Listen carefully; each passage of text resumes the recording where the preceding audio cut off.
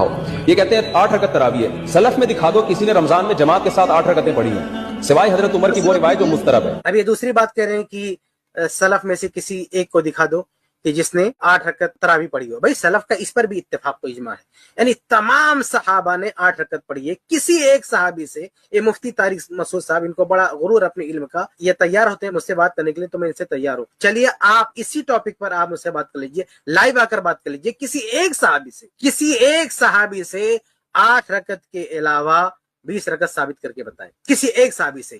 اور وہ جو روایت ہے عمر ابن الخطاب رضی اللہ تعالیٰ عنہ کی، وہ روایت بالکل صحیح ہے. مسترب یا مسترب تمہارے کہنے سے تھوڑی ہو جائے گا. پتہ نہیں مفتی صاحب مسترب کہہ رہے ہیں، مسترب جو بھی کہہ رہا ہوں وہ مسترب نہیں ہے وہ روایت. اچھا ایک چوری بتاؤں میں ان لوگوں کی، یہ لوگ دوسرے مواقع پر بہت دعویٰ کرتے ہیں کہ ہم ائمہ اربعہ کا احترام کرتے ہیں، ائمہ اربعہ کا احترام کرتے ہیں. جب یہ لوگ اس حدیث کو مسترب کہتے ہیں نا تو ان کی مراد کیا ہوتی ہے کہ امام مالک رحمہ اللہ سے غلطی ہو گئی. یعنی وہ بات تھی 20 رکعت کی، امام مالک نے کیا کہہ دیا، امام مالک نے 8 رکعت بتا دیا.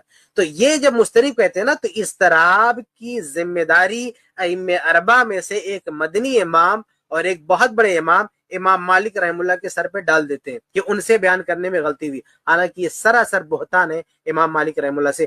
امام مالک رحمہ اللہ سے کوئی غلطی نہیں ہوئی، کیونکہ امام مالک رحمہ اللہ نے اپنے جن وستاذ محمد بن یوسف سے یہ روایت نقل کی ہے 8 کی تعداد کے ساتھ. ٹھیک اسی طرح سے امام مالک رحمہ اللہ کے ساتھ تقریباً 6 لوگوں نے، یعنی امام مالک اکیلے نہیں بلکہ 6 لوگ ہیں جنہوں نے امام محمد بن یوسف سے اسی طرح سے نقل کیا. تو کل تعداد ملاتے ہیں تو دیکھیے امام مالک رحمہ اللہ ہے، اس کے بعد 1 2 3 4 5 6 7، یعنی 7 لوگ مل کے 8 رکعت کی طرح بات نقل کر رہے ہیں. صرف ایک روایت میں 20 کی بات آتی ہے اور وہ بھی ضعیف ہے، ثابت نہیں ہے. اگر وہ ثابت بھی ہوتی نا تو اس کی کوئی حیثیت نہیں تھی، کیونکہ ایک طرف جو ہے